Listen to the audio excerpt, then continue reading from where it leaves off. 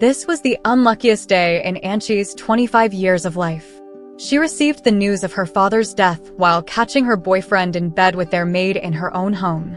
She had left work early today, specifically to pick up the custom-made shoes she had ordered for her boyfriend 3 months ago as a birthday surprise. At this moment, the wooden shoebox became a weapon, and she used it to bash her boyfriend's head. As her boyfriend howled in pain, the phone downstairs rang. The maid, wrapped in a bed sheet, glanced at the standoff between Anchi and her boyfriend before scurrying downstairs to answer the phone.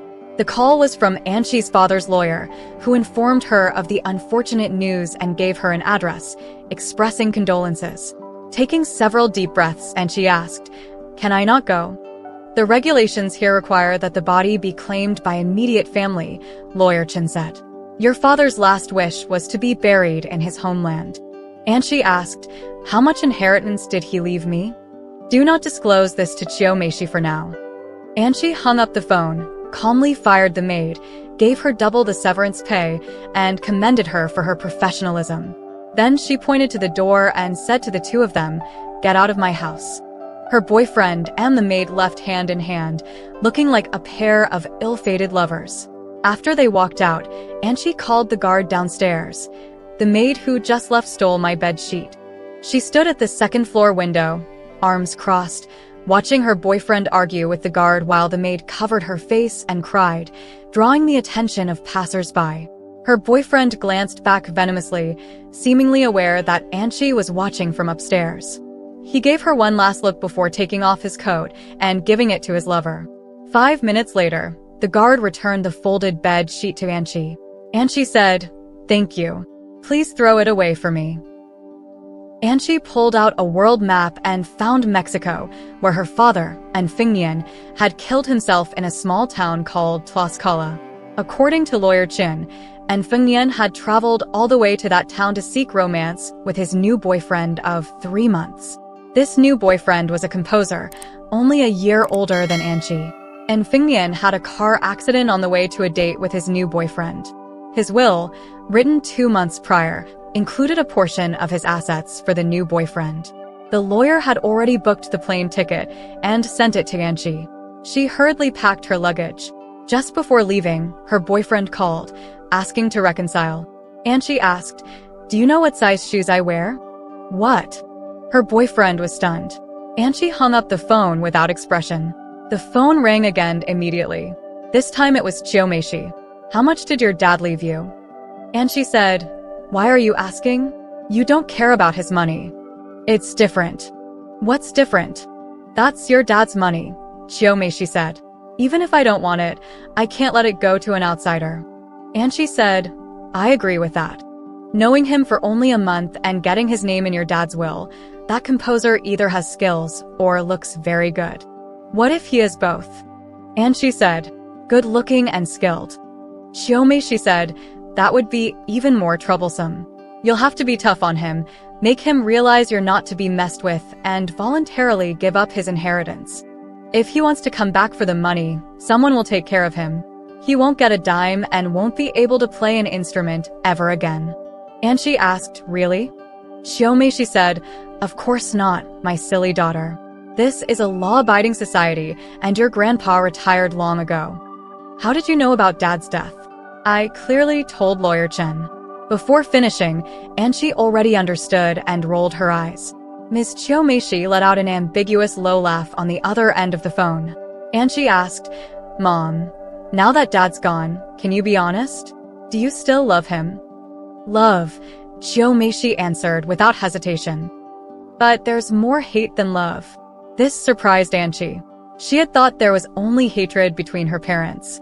After all, her memories of family life were filled with their arguments, not warmth. And Fengnian was very busy and rarely home. During the years Anchi attended modern school, she saw her father more often in newspapers and magazines than in person. Her father, dressed in a suit, appeared on the front pages of business sections or magazine covers labeled as a new real estate tycoon. Sometimes, Chiyomeshi appeared on the cover with him, wearing the cheongsam she despised, as a sign of her contempt for Enfingnian. However, outsiders couldn't detect this hint. They saw a couple who seemed to respect each other, with Qiu Meishi leaning on Fengnian's shoulder, the caption reading, "The struggles of a poor boy, the affectionate past with the former eldest daughter of the Golden Tiger Gang." No one could tell how these two would hysterically throw dishes at each other at home. When Anchi was in middle school, her parents became even busier, coming home even less frequently. But no matter how busy they were, whenever they met, they would seize the moment to argue. One time, Anchi got caught in the crossfire. She grabbed a plate and smashed it to pieces, standing between her parents. "I really don't know how to go on like this. Why not get a divorce?" Both Fengnian and Qiu Meishi were stunned. And Fengnian said, "What are you talking about?" Qiu Meishi said, "Exactly. This child." The couple then walked hand in hand back to their bedroom. When Anchi became an adult, and Fengnian and Qiu Meishi officially separated. However, they remained married until Fengnian died in a car accident. Anchi couldn't understand why people who clearly hated each other so deeply would stay bound together. In her eyes, Qiu Meishi and Fengnian had nothing in common. No, they did have one thing in common. They both liked younger men. Anchi first flew to Vancouver, then took a connecting flight, followed by a train ride. She was restless and exhausted from switching between various modes of transportation, with nothing to occupy her mind. Her father and her boyfriend alternated in her thoughts, giving her no respite. After 2.5 days of this ordeal, she arrived at the hotel in the evening, utterly exhausted and even more furious. Lawyer Chen helped her check in and escorted her to her room but had other matters to attend to and needed to leave. Without eating a bite, Anchi stopped Lawyer Chen. "Where is he?" She didn't want to wait another moment and demanded to see the man who had ruined Fengnian. Lawyer Chen adjusted his glasses and went out to make a phone call. When he returned, he said, "I can't accompany you, but I can arrange for a hotel staff member who speaks English and Spanish to go with you." "No need," and she refused, not wanting to make a spectacle of herself. The club wasn't far from the hotel. In the second small concert hall, row 9, seat number 9, the audience gradually took their seats. Anchi, easily recognizable with her East Asian features in a foreign land, stood at the entrance, peering through the flowers at the man seated there. Under the dome, star-like lights cast a myriad of glows on him. He was impeccably dressed, perfectly fitting the image of an artist she had imagined. Quiet, refined, slender, with lips tinged slightly pale. He indeed possessed the charm that could keep the emperor away from morning court. The concert had not yet officially begun. Xiao Yuchen glanced down at his watch. Suddenly, the light above him was blocked. He looked up to see an unfamiliar young woman standing there, glaring down at him with eyes filled with anger. Yes, anger. Xiao Yuchen glanced at the seat back to ensure he hadn't mistakenly taken her seat and then asked, "Miss, is there?" "Shameless," Anchi interrupted him. The hall was noisy and Xiao Yuchen didn't hear clearly. "Sorry, what did you say?" "I said you seduce men for money, shameless." Anchi yelled, "People who steal others' men are shameless." This time, not only did Xiao Yuchen hear clearly, but so did more than half of the audience. Anchi's face turned bright red as she fled under the scrutiny of 100 pairs of eyes. A man emerged from backstage upon hearing the commotion and looked at Xiao Yuchen. "Are you okay, Yuchen? What was that girl shouting?" Xiao Yuchen, utterly bewildered, said, "She called me shameless?" Anchi dashed out of the club, and suddenly a small figure lunged at her and snatched her bag. Caught off guard, Anchi reacted by chasing after the thief. She didn't know how far she had run before she tripped and fell, losing sight of the thief. She got up, limping, and realized she was lost, far from her hotel. Standing by the roadside, she tried hailing several taxis, but without speaking Spanish and having no money, she was refused by each one. Her ankles seemed to be swelling. This fall brought out all the grief from her father's sudden death and her boyfriend's betrayal. She squatted on the ground, crying her heart out. She had never felt so helpless. Night had fallen, and the surroundings were silent. The colorful buildings of the small town, which looked like a fairy tale during the day, now appeared eerie, like scenes from a horror movie. The streetlights were out, and there were no taxis in sight. At this moment, money didn't seem so important anymore, and she thought about giving up. After all, An Fengnian's last love deserved his affection and financial support. It was strange. Only after An Fengnian died did she start recalling the times he was good to her. The more she thought about it, the harder she cried. A car stopped in front of her, and a Chinese driver got out to check on her. "Miss, are you okay?" He invited Anchi into the front passenger seat and drove her back to the hotel. Sitting in the car, disheveled and exhausted, Anchi noticed a hand from the back seat, slender and well-defined, offering her a blue checkered handkerchief. Only then did Anchi realize there was someone in the back seat. She turned to look but couldn't make out the person's face in the darkness, only seeing a pair of bright eyes. He must be a young man. Anchi thanked him, and the person replied, "You're welcome." The voice sounded familiar. Lawyer Chen was waiting at the hotel entrance. As Anchi got out of the car, illuminated by the hotel lights, Xiao Yuchen, now visible, remarked in mild surprise, "It's her." The driver started the car. "Sir, do you know this lady?" Xiao Yuchen replied, "I do now." Lawyer Chen informed Anchi that the composer had voluntarily given up his inheritance rights. He assumed that Anchi's meeting with the composer had been effective. Anchi also believed it was true. Chen asked, "Did you really get rough with him?" "No," Anchi said. "He looks too good. I couldn't bring myself to be rough with him." Anchi added, "No wonder An Fengnian loved him."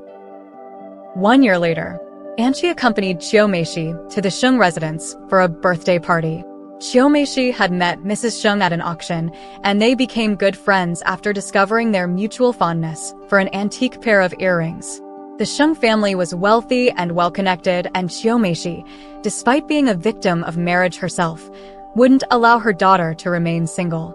She found out long after that Anchi's boyfriend had been cheating with their maid and had someone teach Anchi's boyfriend a lesson. When Anchi returned from Mexico, she was furious with Qiu Meishi. "Didn't you say we live in a society ruled by law?" "Yes, which is why I only broke one of his legs." "Don't worry. The scene was staged perfectly. No one will find out," Qiu Meishi said. "The police captain is a good friend of mine. Are you feeling sorry for him?" Anchi retorted, I don't want anything to do with him anymore. What you did just makes me owe him." Later, Anchi sent a large sum of money to cover her ex-boyfriend's medical expenses and was relieved to learn he hadn't been left disabled.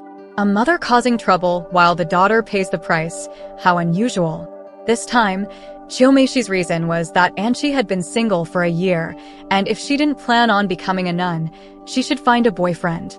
The Sheng family had many talented young men passing through, and Anchi could pick one she liked. The birthday party was for the Sheng family's young lady, Sheng Wanwan, 3 years younger than Anchi, who was already engaged and soon to be married. Sheng Wanwan, innocent and charming, was complaining about her parents' newly hired wedding dress designer while having coffee in the small garden with her mother and Anchi. "Anchi owns a bridal shop and studied fashion design in France," Qiu Meishi said. "That's wonderful, Sister Anchi," Sheng Wanwan said, delighted. "You can save me. You must understand me." Anchi forced a smile, disliking the idea of serving a spoiled princess. She found Sheng Wanwan childish, but reluctantly agreed under Qiu Meishi's persistent glances. After setting a time for their next meeting, Anchi excused herself and finally got some fresh air. She walked along the path behind the Sheng family garden to a grassy field where a few people were playing tennis in the distance. Under a nearby banyan tree, on a bench, someone was sitting with their back to her, holding their head and breathing heavily, their shoulders trembling slightly. A walking stick lay beside them. Anchi hurried forward and bent down to support the person. "Sir, are you?"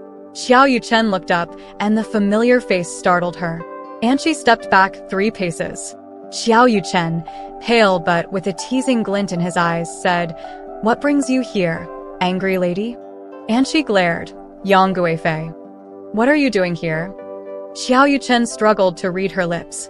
"Hold on a second, I can't hear well right now."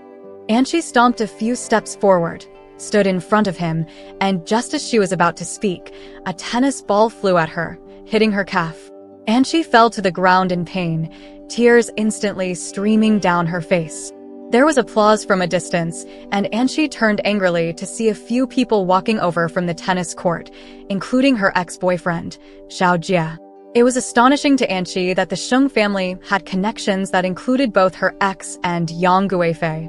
Xiao Jie, flipping his tennis racket, exaggeratedly said, "Oh dear, I hit Miss Anchi. I really didn't mean to."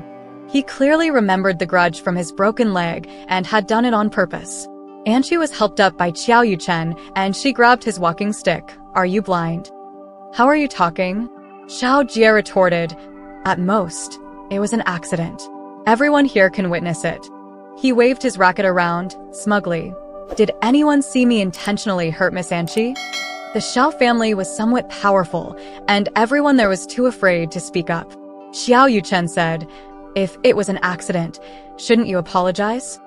Xiao Jie had seen Anchi being intimate with another man from afar. Now, examining Xiao Yuchen closely, he saw that Yuchen was thin and frail, dismissing him. He sneered, "Brother, before standing up for a woman, you should know your limits." Turning to Anchi, he added, "Even if you can't find someone as outstanding as me, there's no need to settle for a second-rate substitute." Anchi smiled. "You're absolutely right." With that, she swung the walking stick at Xiao Jie. Her grandfather had taught her how to fight when she was younger, though she had initially found it crude and aimed to be a lady. Eventually, she grew into a temperamental lady instead. Xiao Jie ran around clutching his head, groaning in pain and begging for mercy, causing such a commotion that the Sheng family's butler came over with guards to intervene. And she said, "Oh dear, I really didn't mean to. It was an accident." The butler had never seen a woman in a cheongsam and high heels beating a man who didn't dare to fight back. His gaze was scrutinizing and displeased. He looked towards the crowd, where Xiao Yuchen had somehow returned to the bench, nodding at him mildly. The butler noticed the walking stick Anchi used to beat Xiao Jie. Thus, the butler bowed to Anchi and then sternly asked Xiao Jie to leave. Xiao Jie protested, but the butler whispered something in his ear. Xiao Jie suddenly looked terrified and stared wide-eyed at Xiao Yuchen, filled with regret but unwilling to admit defeat in front of Anchi. He left with the butler. Anchi, feeling victorious, turned and proudly tilted her chin at Xiao Yuchen. Xiao Yuchen, helplessly, applauded for her. "Does your leg still hurt?" "It's much better." Regardless, violence isn't a true solution to problems. "Don't worry, the police chief is my mom's lover," Anchi replied. "Here's your walking stick." Xiao Yuchen said, "Keep it." Anchi looked down and noticed the walking stick was cracked. She changed her mind. "Then I'll replace it for you." "Just answer one question," Xiao Yuchen said, a question that had puzzled him for a year. "Why did you curse at me in Mexico?" Anchi replied, "I should have beaten you then too. Cursing was lenient. You should thank me." Xiao Yuchen, recalling Xiao Jie's miserable state, smiled wryly. "But why?" Anchi said, "Why ask if you already know?" I really don't know. Please, angry lady, give me a hint." Anchi felt mocked and said angrily, "Are all composers as hypocritical as you?" Xiao Yuchen paused for a moment, then said, "So, you were looking for a composer and ended up mistaking me for him." "No mistake. Diamond Club, second small concert hall, row 9, seat number 9. It was you," Anchi insisted. Xiao Yuchen was silent for a longer time this time, then asked, "Are you sure it was the second concert hall?" "Absolutely certain. But I was in hall 4 at that time." "How is that possible?" "You enter the main door and count from the left. It's the second one." Anchi, not familiar with Spanish numerical markings, had checked multiple times to avoid mistakes. Xiao Yuchen said, "The second hall is actually counted from the right to the left." "I don't believe it," Anchi insisted. Xiao Yuchen replied, "I'm not lying to you. I can't be a composer." "Why not?" He pointed to his ears. "I had an illness when I was very young and lost the hearing in one ear early on. The hearing in the other ear has nearly gone in the past 2 years. The best doctor for this is in Mexico, but even he said there's nothing he can do. Anchi, realizing she had mistaken him for someone else, felt awkward and embarrassed. I misunderstood you. Let's introduce ourselves properly. I'm Xiao Yuchen. I'm Anchi. Anchi wanted to say more, but Xiaomeishi called her at that moment. Anchi said, "Wanna come with me?" Xiao Yuchen replied, "I'd like to sit here for a bit longer." When this condition flares up, he often experiences severe dizziness, and he felt it would be impolite to collapse in front of her. Anchi nodded and said goodbye to him, frequently looking back as she walked towards Xiaomeishi. Xiaomeishi nudged her and asked with a smile, "Who is that?" Anchi replied, "You don't know him. If you tell me, I'll know. His last name is Yang." "Which Yang? I haven't heard of any prominent Yang family in this city. Do you know who Miss Sheng is engaged to?" "What does that have to do with me? I'm not interested." "Mom, you're so annoying." Okay, I won't ask anymore. But one last thing," Xiaomeishi said. "He looks quite sickly and not very healthy." Anchi quickened her pace, putting more distance between herself and Xiaomeishi. Shen Wanwan came to Anchi's shop the next day. Anchi treated her like a god of wealth, knowing that such benefactors don't favor mere mortals without reason. One must first endure hardships to receive blessings. Anchi showed Shen Wanwan the shop's prized wedding dress, preparing herself for any difficult demands. However, Shen Wanwan was full of admiration, expressing unique and shared aesthetic views with Anchi. Anchi decided to like her and took their discussion seriously, taking out paper and pen to ask what kind of wedding dress Shen Wanwan wanted. The two girls happily chatted all morning until Shen Wanwan's driver came to pick her up. Anchi tidied up the scattered drawings on the table, summarizing and integrating Shen Wanwan's opinions, occasionally frowning in thought as she added a few strokes to her sketches. The shop assistant, Xiaoguang, was putting the sample wedding dresses back in place and sighed, "It's great to be rich. You can buy the most beautiful wedding dress in the world and even make an ugly woman look like a fairy. Wedding dresses give women a sense of holiness." Anchi replied, "You're right. Most women who sincerely want to get married want a wedding dress to make themselves the most beautiful woman in the world for a day, even if they're not that sincere. But to me, the meaning of a wedding dress is merely to find an excuse to sell a pile of fabric for more than usual." Xiaoguang's dreamy bubble burst. "Boss, you're so realistic. If I just sat here dreaming, I wouldn't be able to pay your salary. But a woman does look very beautiful in a wedding dress," Xiaoguang insisted. The noon sun shone brightly, illuminating the wedding dresses in the shop.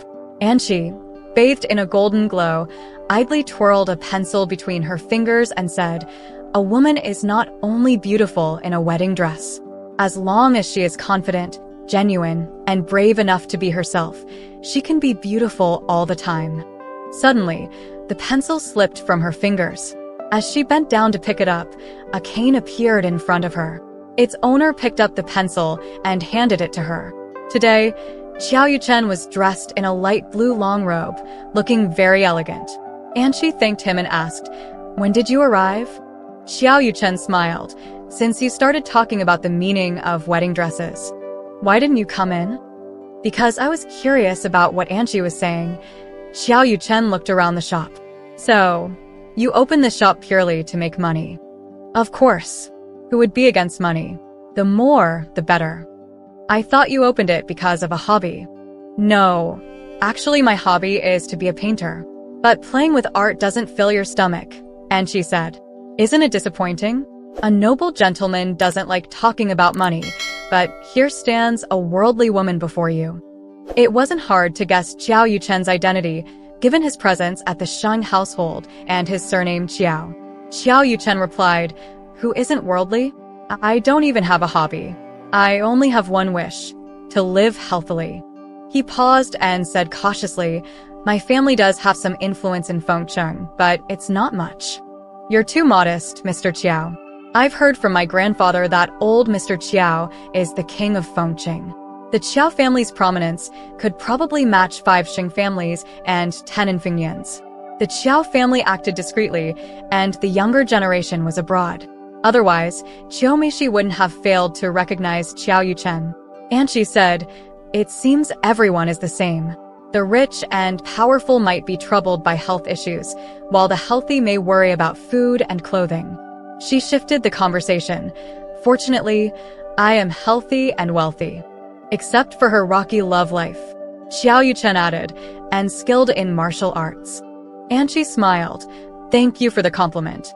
After Xiaoguang served tea to Xiao Yuchen, she made an excuse about needing to hurry home for lunch. Standing behind Xiao Yuchen, she winked and gestured at Anqi before quickly leaving. Xiao Yuchen asked, "Anqi, haven't you had lunch yet? Have you eaten, Mr. Qiao? Why don't we eat together?" Anqi suggested, "I insist on treating you. I haven't formally apologized to you yet." Xiao Yuchen had already eaten but nodded gladly. "I'll let you treat me then." Anqi stood up, habitually sticking the pencil into her hair, and said, "We need to go a bit further. The nearby restaurants are expensive and the food isn't good, especially the one that looks the fanciest. By the way, what brings you here today?" And she, Xiao Yuchen, "I passed by your shop today because I was inspecting several of the Qiao family's businesses nearby, especially the most upscale restaurant." And she, "So you must have already eaten."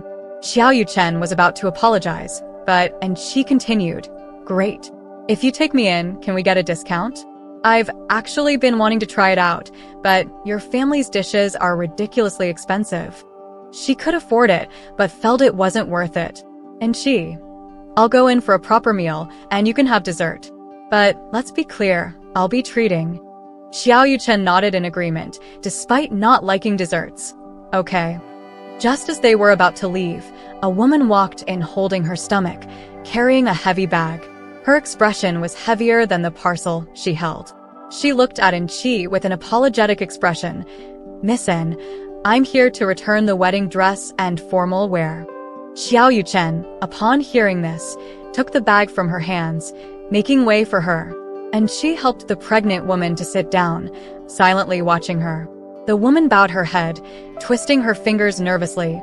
"I know altered wedding dresses and formal wear cannot be returned, but I no longer need them, And she patted her shoulder, asking her to wait, and went upstairs. The woman looked up at Xiao Yuchen, searching for words. "Are you Miss N's boyfriend?" Xiao Yuchen replied, "No, we're just friends." "You two seem so compatible. I thought you were dating." She blushed deeply. "You look a bit like my fiancé from behind." Realizing her mistake, she hurriedly explained, "No, what I meant was, I'm sorry, my fiancé is no longer here, so Emotionally stirred, Xiao Yuchen reassured her, "It's okay, I don't mind." And she returned downstairs. The woman, covering her face in tears, and Xiao Yuchen, standing nearby awkwardly holding a handkerchief, appeared as if they had done something wrong. And she placed a stack of money and a paper-wrapped package in front of the woman. Inside the paper were several baby clothes. These were made by the shop assistant while practicing. The craftsmanship may not be perfect, but the fabric is soft. Your child can wear them in the future. Mrs. Li, please don't feel embarrassed. The woman hesitated. "I can't accept this, and this money, Miss N. You've given me too much. I should have deducted some of the labor costs." And she interrupted firmly, "Please don't worry about it. I will take care of the wedding dress and formal wear." After a long while, the woman gradually stopped crying. She looked at Anqi, then at Xiao Yuchen, embarrassed. "I have one more difficult request." On the second-floor fitting room, Xiao Yuchen emerged in a well-fitted suit and saw Anqi across from him, dressed in a wedding gown. Xiao Yuchen was momentarily stunned, saying, "Truly beautiful. The waist here is a bit loose," and she observed, then added, "But you look quite debonair yourself." Miss N, who seems to calculate everything by money, also considers doing charity. And she sighed, "The lady downstairs, Mrs. Li, is the poorest client I've ever served. Her luck has been unfortunate. She was about to have a happy family. Her fiancé worked 2 jobs in secret to buy her this high-end wedding gown, doing laborious work as a mason. Unfortunately, he fell from a building and passed away. What was to be a joyous occasion turned into a funeral. Not long after, Mrs. Lee discovered she was pregnant. Her family is in their hometown, and she's alone in Fengsheng without anyone to take care of her. She's in desperate need of money, and she explained. "And who said I would lose money?" Pointing to herself, she continued, "I can resell this wedding gown to someone else." Then gestured to Qiao Yuchen. Mrs. Lee was right. This suit fits Mr. Qiao quite well. "Mr. Qiao, have you never worn such inexpensive clothes before? Would you like to experience the life of us commoners? Has this year's charity been completed?" Though the fabric of this suit is average, everything from its design to tailoring has been personally overseen by a top designer. Hanging it at home might even appreciate in value. Qiao Yuchen chuckled helplessly and took out his wallet, saying, "Listen, with your business acumen, you're destined for great wealth in the future." And she replied, taking Mr. Qiao's good words as a loan. Qiao Yuchen extended his arm, and she linked hers through his, letting him lead her downstairs. Mrs. Lee, waiting downstairs, had teary eyes as she watched the pair descend from upstairs, as if she saw herself and her husband. Tears streamed down her face. This happiness was something she could have had, and these two noble souls had made her dream come true. And she stacked the money she took from Qiao Yuchen's wallet on top of what she had given Mrs. Lee earlier, asking, "Mr. Qiao really likes this suit. Could Mrs. Lee consider transferring it to him? Is that all right?" Mrs. Lee, being reasonable, couldn't deny that her dignity was carefully being preserved. It's not worth so much money. After all, it's Miss N's creation, and I think it's worth it, Qiao Yuchen said. Mrs. Lee didn't dare to take it. "I would like Miss N to become my girlfriend, but Miss N is really difficult to please. Thanks to Mrs. Lee for giving me the opportunity to flatter Miss N," Qiao Yuchen said after Mrs. Lee left. After listening, and she raised her eyebrows. Adult beauty was a prerequisite, and Mrs. Lee was finally reassured. After Mrs. Lee left, and she said, "You just made an excuse." Qiao Yuchen remained silent as he looked up within Qi. They faced a wall mirror, and she walked beside him and looked into the mirror, saying, "It's really a perfect match, the appearance of a talented man and woman. Does Mr. Qiao have a girlfriend?" "No," Qiao Yuchen replied. "Does Miss N hope I do? Let's change clothes and eat," and she said as she lifted her skirt, her cheeks blushing. "I'm starving." Qiao Yuchen softly said to her back, "What if it wasn't just an excuse?" And she walked away too quickly to hear him. Qiao Yuchen took a step forward and suddenly felt dizzy. Familiar buzzing and ears. And she is efficient in her work, and 3 days later, she brought her design sketches to the Sheng residence to show Sheng Wanjing.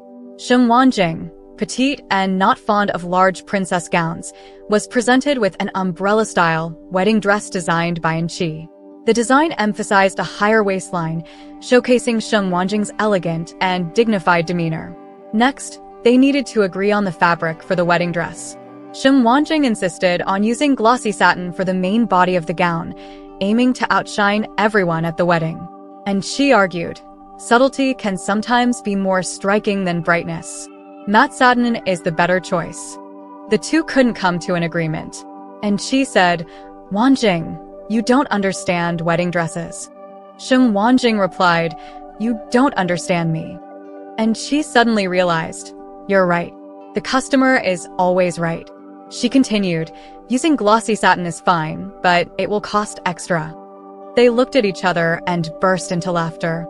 Sheng Wanjing hugged Qi affectionately and said, "Qi, I don't want you to treat me coldly as just another customer. I have very few friends I can really talk to. I want us to be good sisters." "We already are," Qi replied. "Only with people like you will I argue passionately." Because of that, Sheng Wanjing declared, "I've decided to have my fiancé bring his suit to you as well. Name your price. I want to spend his money extravagantly." And she smiled and remained silent. "Because lately, I find him annoying," Sheng Wanjing continued. "He's always busy and doesn't care much about our wedding. It feels like the wedding is just for me." While she complained, happiness couldn't hide in Sheng Wanjing's eyes. And she agreed, "All right, have him come to the shop whenever he's free." "Okay," He recently returned from abroad and isn't familiar with local conditions. And she, don't take advantage of him, Sheng Wanjing joked. And she chuckled. And she, what kind of man do you like?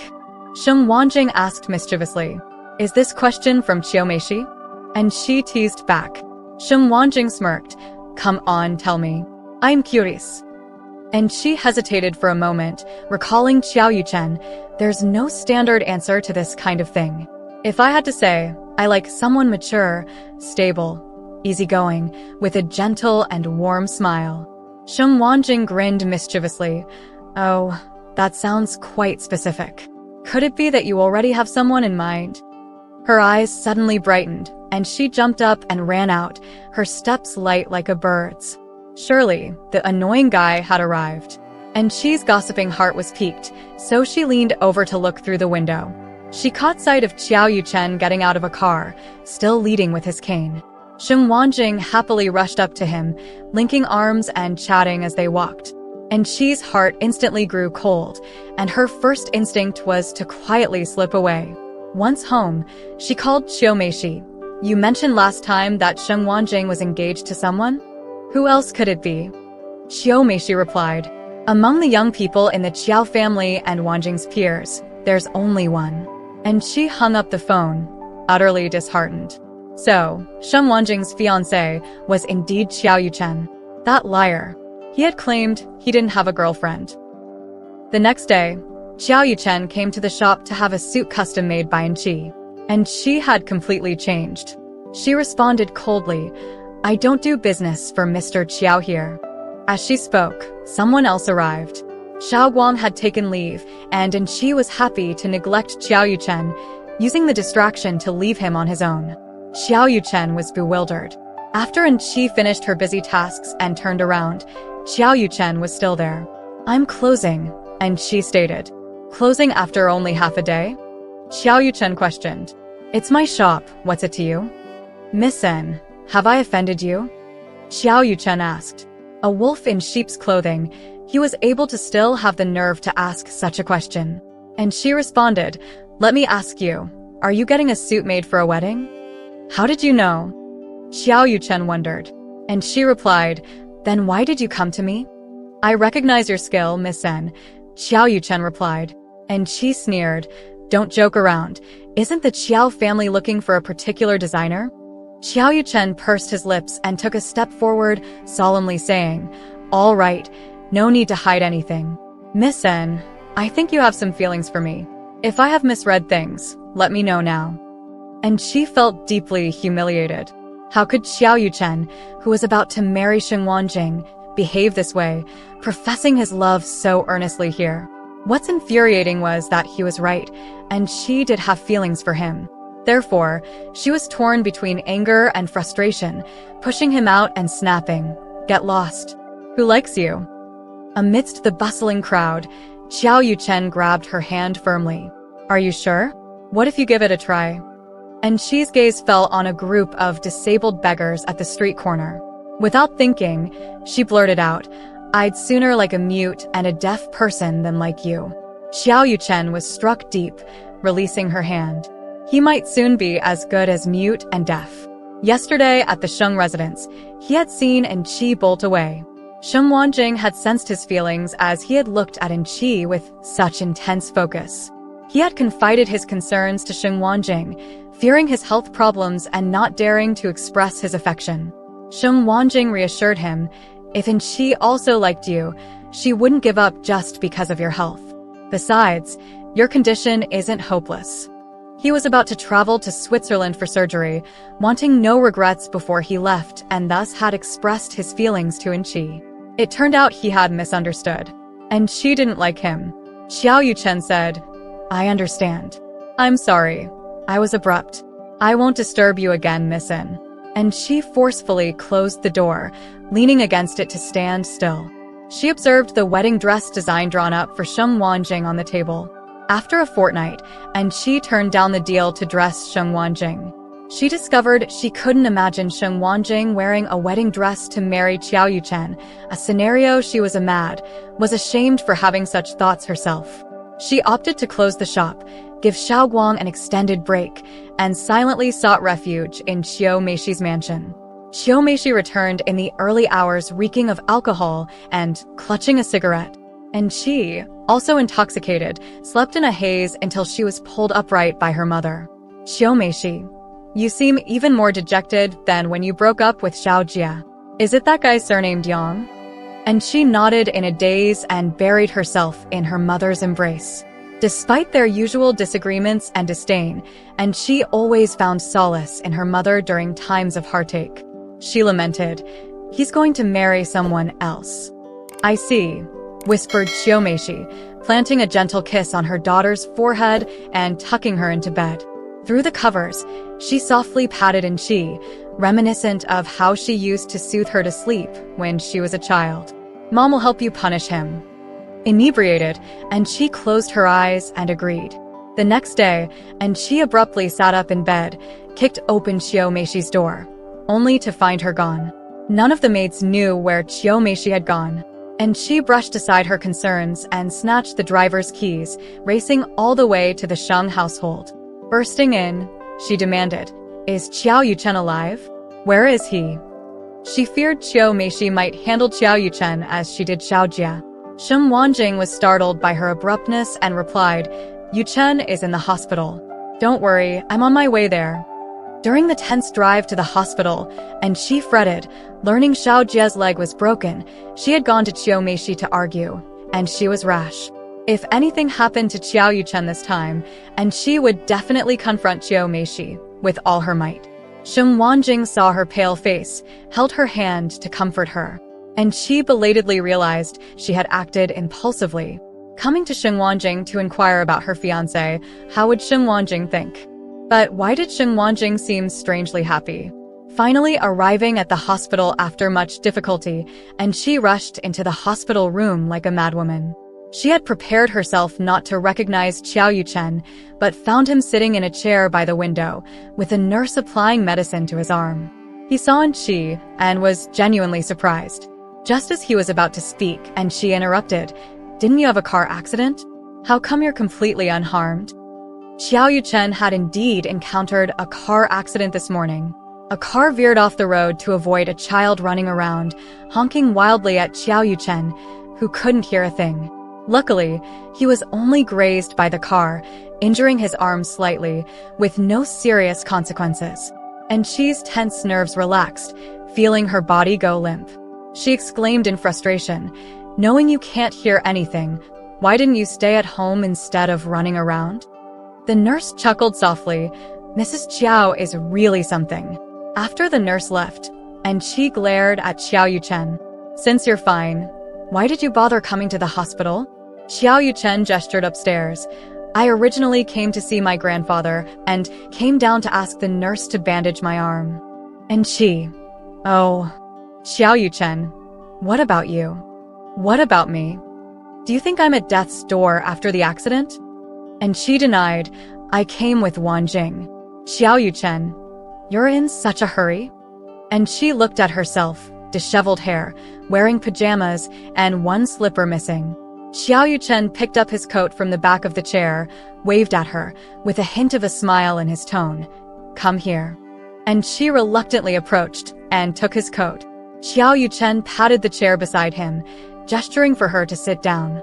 Qi winced in pain as she sat down. Qiao Yuchen took out some cotton and medicine from the medical box, kneeling in front of her to tend to her foot. Qi evaded, "Wanjing will be coming in soon." Qiao Yuchen puzzled, "What does that have to do with me applying medicine to you?" "Qiao Yuchen, how shameless can you be?" Qiao Yuchen firmly grabbed her ankle, "Don't move. Let me disinfect it before you scold me." "Do you know what kind of person I hate the most? People who interfere in others' relationships. I'd rather die than become that kind of person." Qiao Yuchen frowned. "Whose relationship did you interfere with?" Qi, "We've come this far in the conversation, and you're still pretending to be clueless." "Yes, I admit I like you, but you have to understand, you're already engaged to Shen Wanjing. She's a good girl. You shouldn't treat her like this." Qiao Yuchen looked at her, his expression shifting from surprise to a helpless smile. "Qi, what are you laughing at?" Xiao Yuchen, laughing at a fool. And she, you're the fool. Xiao Yuchen, you just admitted you like me. Those who like fools are usually fools themselves. And she really wanted to kick him. Sheng Wanjing ran into the hospital room. Xiao Yuchen said, Wanjing came at the right time. Tell Miss N, who do you want to marry? Sheng Wanjing, huh? She was puzzled. Of course, it's your uncle. And she couldn't believe it after hearing this. Sheng Wanjing was going to marry Xiao Yuchen's uncle? And she, has your family gone bankrupt? Are they selling their daughters for glory, marrying them off to middle-aged uncles? Didn't you say Xiao Yuchen is the only suitable person of your generation? Sheng Wanjing replied, don't you know? I'm a generation older than Yuchen. Despite our similar ages, according to family relations, Yuchen still calls me auntie. And she, but that doesn't mean. Before she could finish speaking, a young man walked in and embraced Sheng Wanjing. And she stared wide-eyed, silently questioning Xiao Yuchen with her gaze. Xiao Yuchen nodded. Yeah, he's my younger uncle. Xiao's uncle, just a few years older than Xiao Yuchen, had a dignified appearance.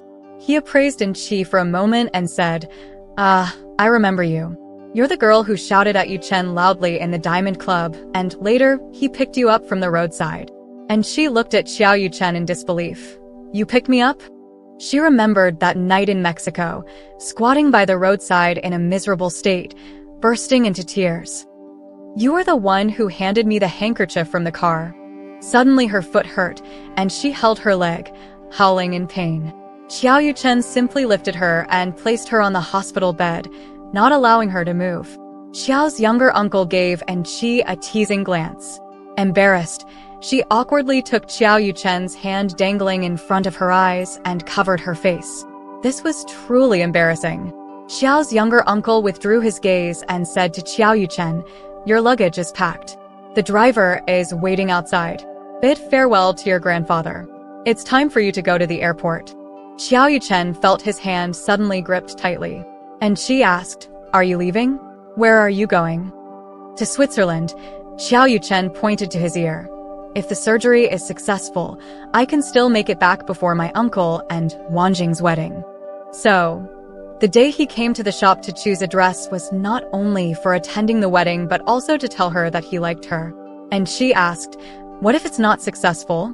Xiao Yuchen hadn't thought about how to answer when Xiao's younger uncle interjected, if it's not successful, Yuchen probably won't be back for a long time. And she nodded and extended her hands towards Xiao Yuchen. Carry me home to pack my bags.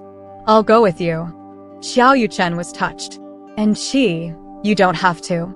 And she interrupted. Can I go on a trip? Before leaving, and she felt she needed to inform Mrs. Chiu Meishi. Mrs. Chiu Meishi said, that car wasn't arranged by me. This was truly an accident. Your mother is a law-abiding citizen. And she said, I'm eloping with someone surnamed Yang. Chiu Meishi asked, is his surname really Yang and not Xiao? As expected, nothing could escape the keen eyes of Fengqing's socialite. And she replied, what does his surname matter? When you married Dad back then, you didn't care who he was either. That's true. Chiu Meishi reminisced about the past. When I first met your dad, he was a poor boy with nothing. Speaking of which, should we burn incense for your dad? I'll go with you, Mom. No need. You shouldn't meddle in our affairs. Live your own life well. Go ahead, elope. And she said, Mom, I love you. Chiu Meishi replied, Mom loves you too, as does your dad. And she added, and Xiao Yuchen.